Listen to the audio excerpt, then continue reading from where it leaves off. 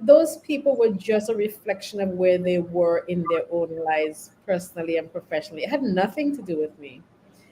But the fact that somebody would try to discourage someone from their business idea, not knowing what their calling is, I find to be very disheartening. So some of the challenges was the naysayers. I remember once in the very beginning, I completely misjudged an audience and my client was very unhappy. Mhm. That was hard to deal with as well, but that's part of the growing pains of owning a business. Sometimes you miss the Absolutely. mark and you have to regroup. And I remember sitting in my house and just crying because the client was not happy and they never hired me again. And I made sure that was going to be one of the last times that that happened because it's devastating. I mean, have I had clients who've been unhappy with me? Oh yeah. I mean, but you learn how to work through those, have conversations with the client, figure out how you can make things right because sometimes you have miscommunication, but those incidents are far and few between because when you've been in this business for a while, you begin to have a better understanding than when you did when you just started. I totally agree with that. And, just to echo off of that, even in my own personal journey and Hmm. professional journey, I've made some mistakes, but Hmm. what I remembered and what my mom always tell me is it's not a loss, it's a lesson. And you just Yes. use that as a building block to move forward. And Hmm. I always let that stay with me. And I will share a story. Somebody told me not to repeat this story, but I'm gonna tell the story because Uh-oh. I was asked to speak for an organization, and I prepared myself. I did all the things. I did Mhm. all the things. And I'm telling this story, one, to be very transparent, but also the lesson is if you ever get in this situation, keep going, Mhm. keep going. Because what happened was I got on the stage, I prepped. I don't know if the stage was too big or whatever have you, but I Mhm. focused on the wrong person in the audience and I got choked up. Ooh. Ooh. I froze. I couldn't remember what I said, even though I had a PowerPoint up there, right? And then I had the clicker in my hand and it wouldn't click to the next slide. So listen, Ooh. it was very much a lesson. I took it very, very, very, very hard. I cried. I Mhm. cried, but I also tapped into my network and I was like, look, this is what happened. Help Mhm. me. What should I do to the Yeah. client? Right.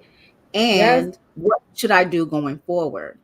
And what the client said to me, which, gave me hope to never stop if this is something I'm passionate about, was that I admired that you didn't stop because in my mind, my brain was saying, get off the stage, Leslie, walk off, walk off, walk off. And I was like, the other side of me was like, girl, you better stay up there, say something. I don't care what it is, but say Mhm. something. And I did that. And I just want to say that I say that to say that we're going to have these hiccups in our professional journeys, but don't let it discourage you, let it drive you. So I Yeah. really wanted to say that. Yeah. So thank you for sharing that some of the challenges, because we're all gonna have them. We're all Don't gonna forget have. the money challenges too. Let's not gloss over that because people think when you Oh, start we a not. business, Oh, you're making listen. a whole lot of money in the first couple of weeks and months, and you're just rolling in the dough. And entrepreneurship is so fabulous. Oh, they were nice when I stood on the floor and said, "How am I going to pay my bills tomorrow?" And you Absolutely. learn. I know that you have to have serious faith. I am a woman of faith, and you have to have serious faith as an entrepreneur, right? To not even. I could tell you how many times it crossed my mind to say, maybe you should go fill out an application to go back to be a nurse. Maybe you should. I think this is the time. Yeah. And you know, you just have to rock through those hard moments. If you're gonna rock through it, you just have to rock through it, Yeah. right? I So, fire myself every year, a couple times a year. I fire myself in my company, but I rehire myself. right, exactly, I exactly. rehire myself every time. So, what advice would you give those who are leaving their corporate jobs and venturing into starting a business? Build a community. I'm not going to say network. Build a community of people who you trust. Build a community of people who you can call on. Build a community of people who would advocate for you. Build a community of people who would listen to you cry. Build a community of people who will tell you to your face all of your stuff and still love you anyway. I think we have this very romanticized idea of entrepreneurship, and we're going to do it by our bootstraps and we're going to do this well. I have not survived. The only reason I'm still standing, actually over 26, 27 years now, is because of the community of people who backed me.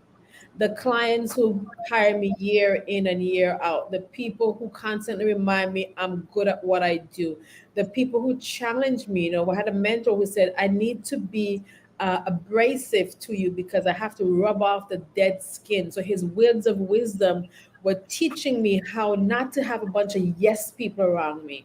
So build a community more than anything else that give you access to contracts, financing, advice, friendship, because that's what you're going to need in order to survive.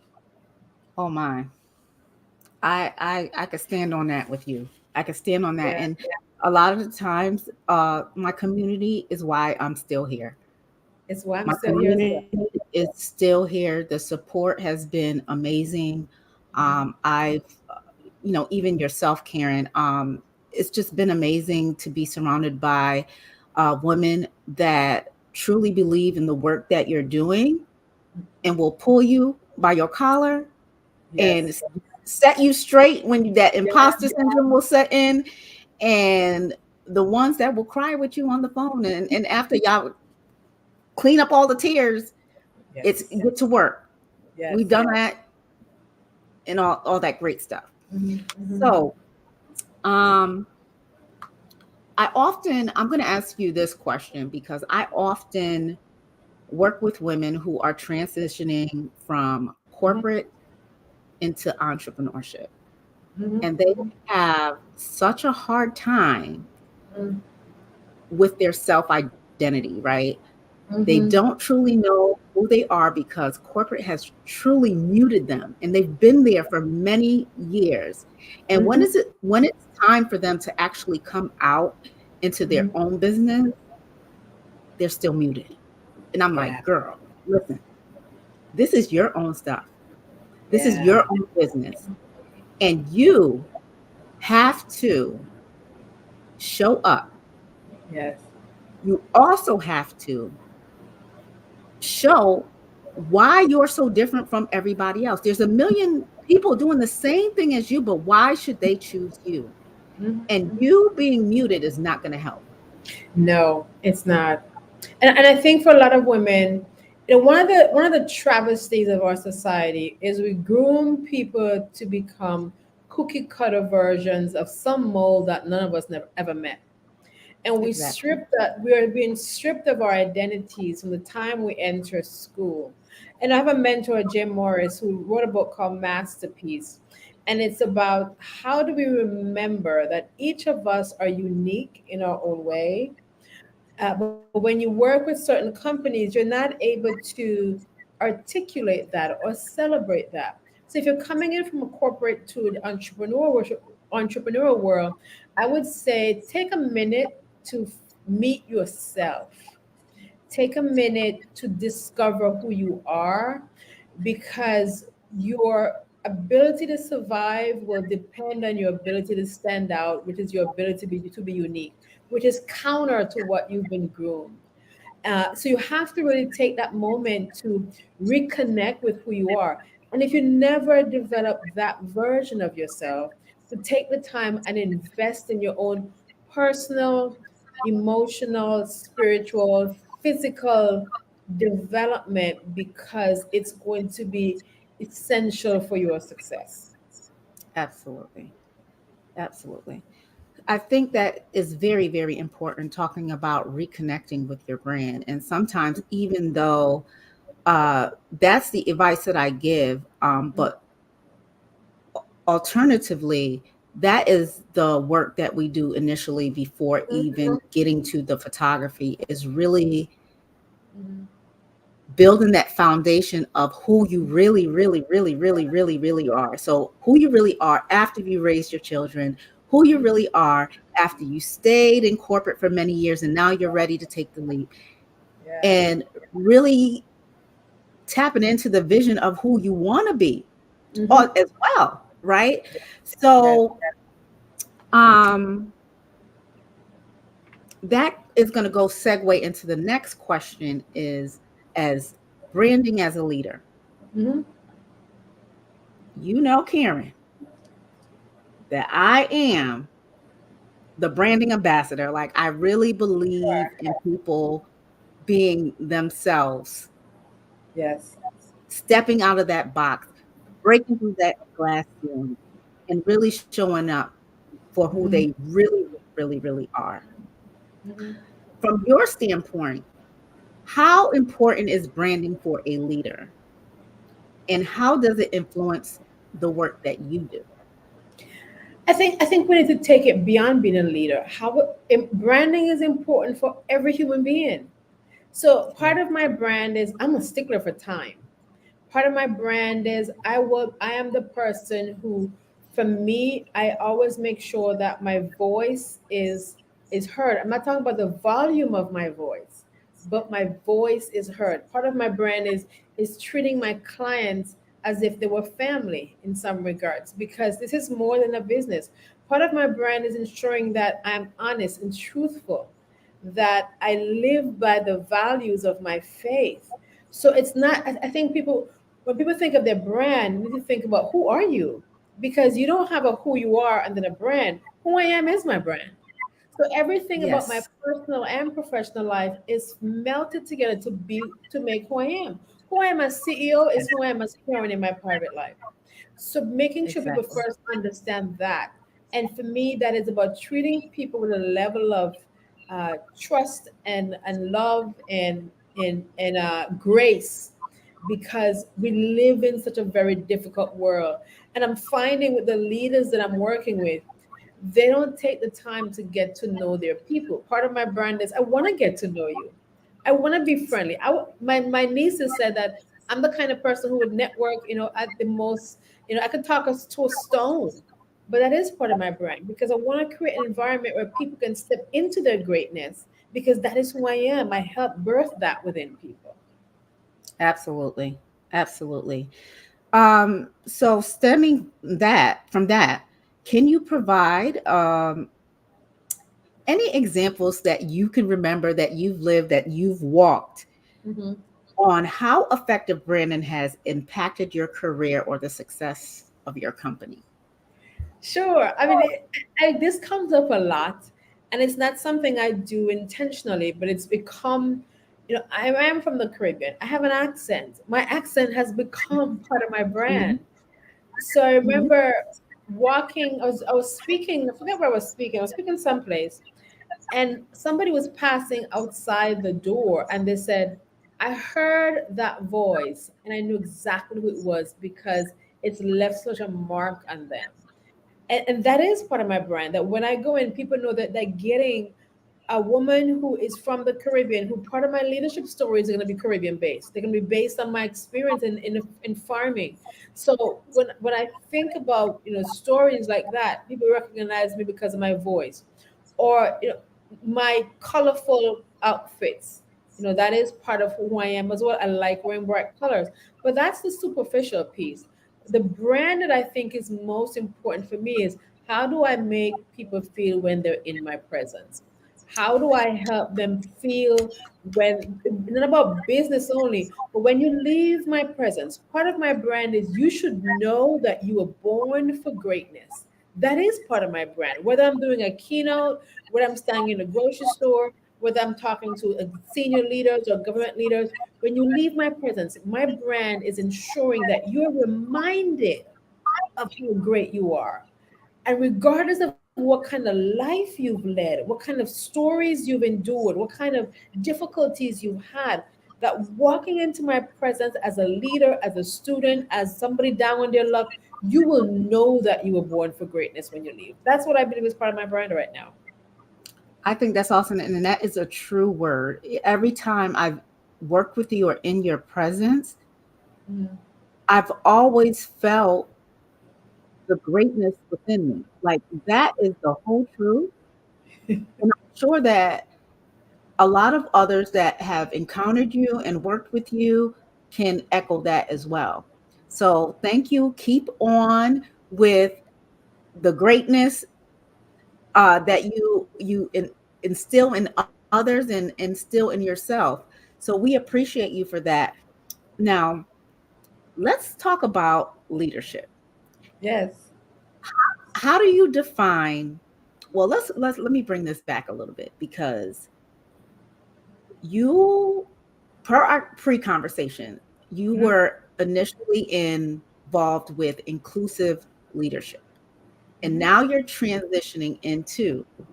holistic leadership. Mhm. Why? But I think in order to be able to do any kind of thing around inclusive leadership, the person has to be whole. And I got tired of people who are so focused on the professional outcome that they forget that there's no professional outcome until there's a personal outcome. So when we're working with a lot of leaders now, we're first going to ask the leader, how are you doing? Are you developing you? Because we have a lot of people who are in leadership positions, but they have not developed themselves. And the leader's job is to grow people. But if that leader hasn't grown themselves, how do you inspire growth in somebody else? You really can't. So a Right. lot of the work that we're doing now is ensuring that leaders are doing development on themselves before they start working on their teams. Because you can, if you, especially if you, let's give an example. If we've seen leaders who are having a difficult time developing trust in their team, chances are that leader had trust issues when they were a kid. How could you develop trust in a team if you don't even know what it looks like? How do you develop a collaborative spirit within your team if you've never seen it demonstrated in your life?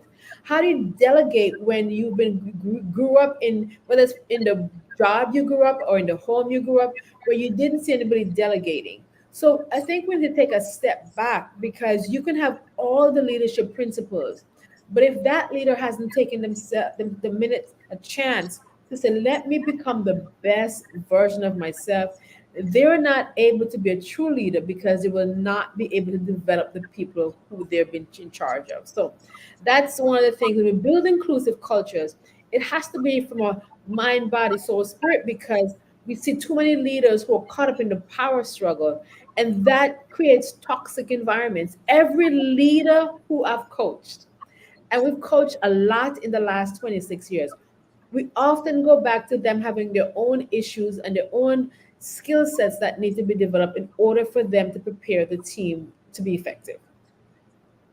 Wow. So you touched on something about coaching. So we know that you're a CEO, you're an executive coach, you're an author, and you're a motivational speaker. How important is how important uh, is it that an executive lead, a senior executive leaders, any type of leader, um, how important is that? Let me see. How is important is it for them to Uh-huh. have a coach behind them?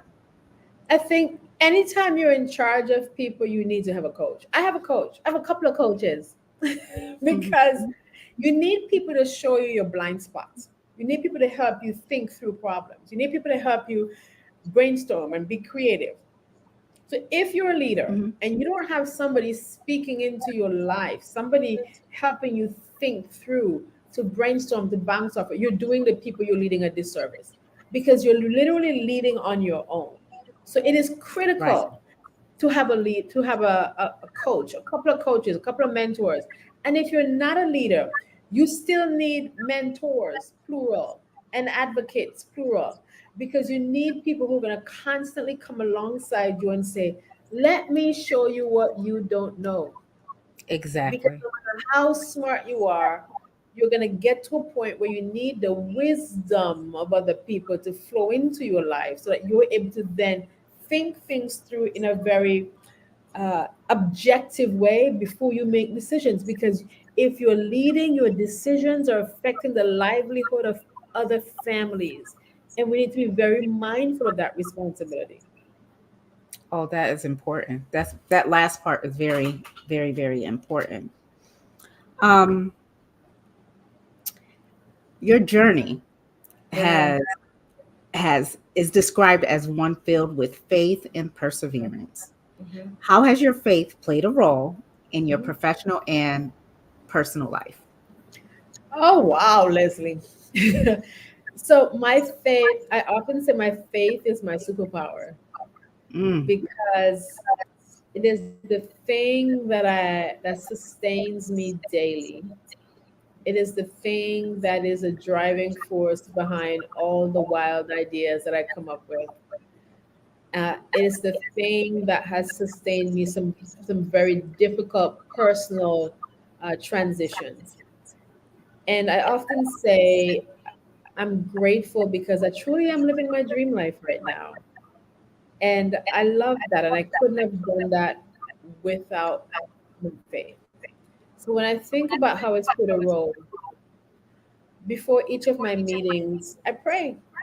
I pray before I go to my meetings because I need wisdom to be able to speak to the CEOs that I'm talking to the executive leaders. I realize that my position is one of privilege and a certain level of power, and it's not mine only. So prayer before my meetings is important. It's how I stay grounded. But it's also, as I said earlier on, when I have difficult transitions. I remember during COVID, our business, while a lot of businesses were not doing well, our business was growing in leaps and bounds. And we had to figure out how do we navigate that. I turned to my faith. But I also mhm. turned to my faith when things were falling apart and they weren't going well. Right. When I moved to South Florida in the middle of COVID, I moved at a time when it was unpopular to travel, and I had to rely on my faith to be able to make this transition here. So yeah, it's a thing I can't live without, and I read the Bible cover to cover a couple of times a year because that's what keeps me grounded. I remember that story, and you kind of you do include that story every time I've heard you speak or in conversation on how you had this mentor that encouraged you to read this the Bible from beginning to end, and you told me that. Now this is very challenging, and I feel like you have to have the faith to either to even get and discipline to get from the beginning of the Bible all the way to the end. So Mhm.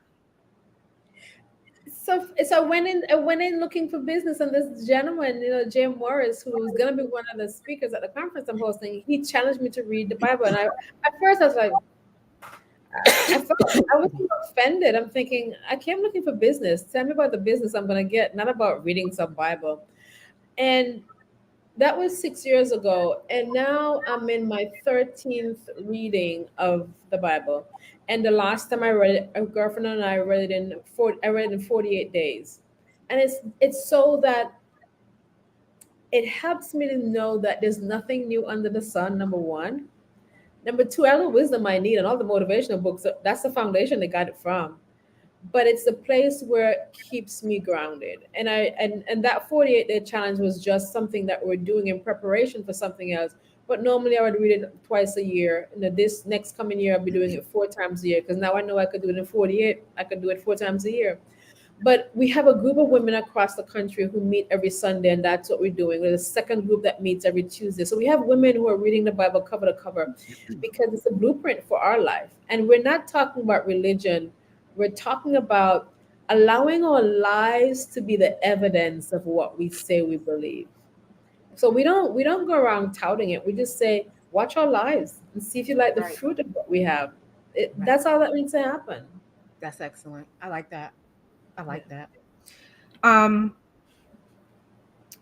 what advice would you give to aspiring leaders who are looking to make a significant impact in their organizations? In their organizations, yep. I would say start with where you are, because I think we get too hung up when I want to make a big impact. Make a big impact, a small impact first. Impact the person who's sitting across from your desk. Impact the person in the next office over. Get our eyes off the big things for a little while and start small. Because when I started my company, I was speaking in Rotary clubs. I was speaking in very small venues with a couple of people. I spoke to a room of two people. So I like to think for people, before you get the big idea, I want to impact the world well. Well, how are you impacting what you've been given? So if you're not doing anything with what you've already been given as a leader, why should we trust you with a bigger team? So how are you impacting the team of one, two, three people? Are you growing? Are they being promoted? Are they giving stretch assignments? Are you helping them to move their career along? Or maybe it's another way you want to make an impact. I want to see what you're doing with what you currently have. And if you're not doing anything with that, I doubt you're going to go make a big impact anywhere, because you can't even be trusted with the resources you have now. And if you can't manage that, why would anybody want to give you more resources? Why should we give you more people if you can't even take care of the people you have now? Why should we give you money to fund a bigger project if you can't take care of the $2 project you have now? That is so true. That's like giving someone $1 million and they can't even manage $300 in their You bank can't manage $300. If I give you a million, you'll do the same thing. thing. Yep. Yep. So you have an amazing event coming up. I'm so excited. I cannot wait. Renew 2024.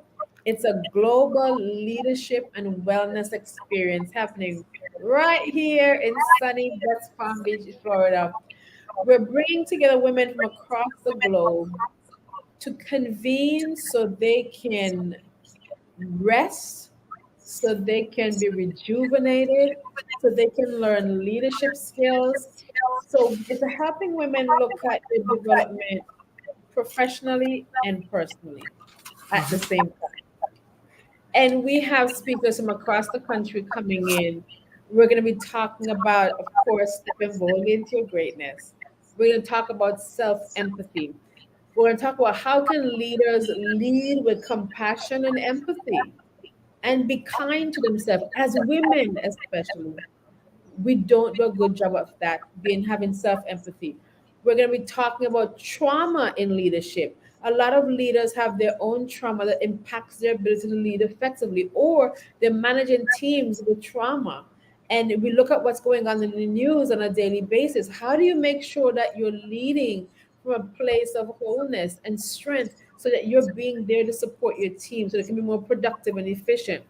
So we have a number of great speakers, and of course, we're gonna have my coach, who last year, a couple 2 years ago, I started this journey of releasing. I'm gonna lose it. I want to find it back. Releasing some extra weight, and at the end of the journey, decided I was gonna enter a bodybuilding competition, which I did, which was a blast at age 52. It was a Mhm. dream, 13 years in the making. But teaching women how to renew their dreams, and we're also going to talk about the art of failure. So we talk about success, but how do you fail when you're building this dream life that you want? So we have a great lineup, September 12th through the 15th in South Florida at PGA National Resort.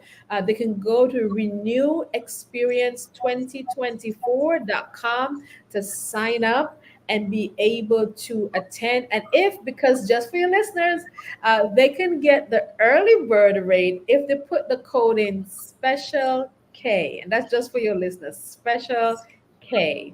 So that's special in the letter K. They can access the early bird rate for the conference. Wow. Wow. So you heard it, guys. I think Yes. you want to be at this conference. Watching Karen as an exponential speaker, I can't even think about what the conference is going to be like. And I hope to be in the building. I So hope to see you there. I hope to be in the building. So you heard her. Use the discount code Special K, and you will be honored to get the early bird Mhm. ticket. But Karen, just drop the website on where they can purchase tickets, Yep. and if there's a deadline, let them know Yeah. that.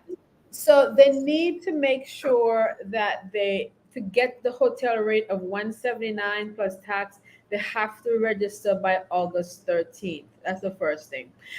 But they need to make sure that they go into Renew Experience. I'm putting it in the chat right now. RenewExperience2024.com. Let me make sure I get all of those letters in there. Renew Experience. Yep. RenewExperience2024.com. That's where you will go to register and put in the code special K when you register there. And come on down and join me September 12th through the 15th. We have a gala as part of this. So get your finery, Oh, women, and we have a gala that you're going to be doing as well. So renewexperience2024.com is where they go. wow. I am looking forward to being there. And I hope you guys take up in the opportunity to register for this conference. Karen, I Yes. want to thank you so much for joining me today on this first episode of the Who Am I series. And just remember all the things that Karen said about, if you are a person of faith, use your faith to drive you when things are going well, when things aren't going well. Mhm. And secondly, if you're a leader, you should always have a coach so people can help you see the blind spots that you Yes. may be missing. What else did we talk about? We talked about a lot. We sure talk about it a lot. You know what? Use the resources you have now to make an impact. Stop waiting for tomorrow and the big things. Start Yeah, now. yeah, yeah. So we thank you, Yeah. Karen. We look forward to uh, joining you at your conference. And thank you so much for joining us. So, you guys, go to YouTube and make sure you like and share this podcast out to your listeners. So, thank you guys. Have a good night, and we'll see Appreciate you in a you. couple of weeks. Yes. Bye. Bye.